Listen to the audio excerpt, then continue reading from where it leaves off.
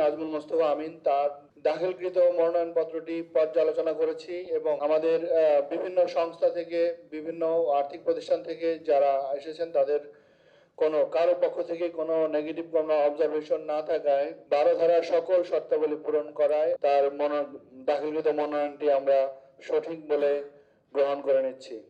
চট্টগ্রাম 15 লোহা সাতকানিয়া লোহাগাড়ার জাতীয়তাবাদী দলের কর্মীদের উপর আস্থা রেখেছেন। আমরা সে আস্থার প্রতিদান দেওয়ার জন্য সর্বশেষ ধাপ আমরা অতিক্রম করলাম। আমাদের মনোনয়ন জাতীয়তাবাদী দলের দানের শেষের মনোনয়ন বৈধ ঘোষণা করা হয়েছে। আমি আবারও বলছি আলহামদুলিল্লাহ। কোনো চ্যালেঞ্জ মনে করেন কিনা?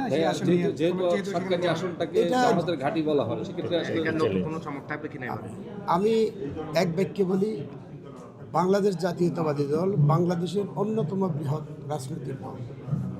এই দলের রাজনৈতিক প্ল্যাটফর্ম, সাংগঠনিক প্ল্যাটফর্ম অনেক বিশাল এবং অনেক সুসংগঠিত।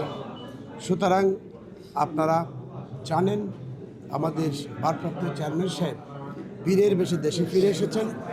আমরা এখন সবাই বীরের কর্মী।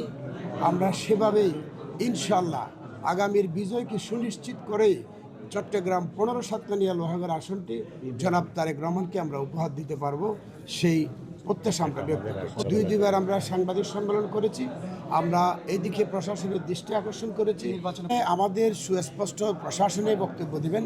আমরা শুধু এটুকুই বলছি, প্রশাসন যেহেতু নিশ্চিত হয়েছে অবৈধ অস্ত্র এবং লুণ্ঠিত অস্ত্র আছে, সুতরাং প্রশাসনের উপর এখন দায় যত দ্রুত একটি অভিযান পরিচালনা করে আমাদের এই সাতকানিয়া লোহাগাড়াবাসীকে সুন্দর পরিবেশে ভোট দেওয়ার একটা পরিবেশ সুনিশ্চিত করবে। ধন্যবাদ।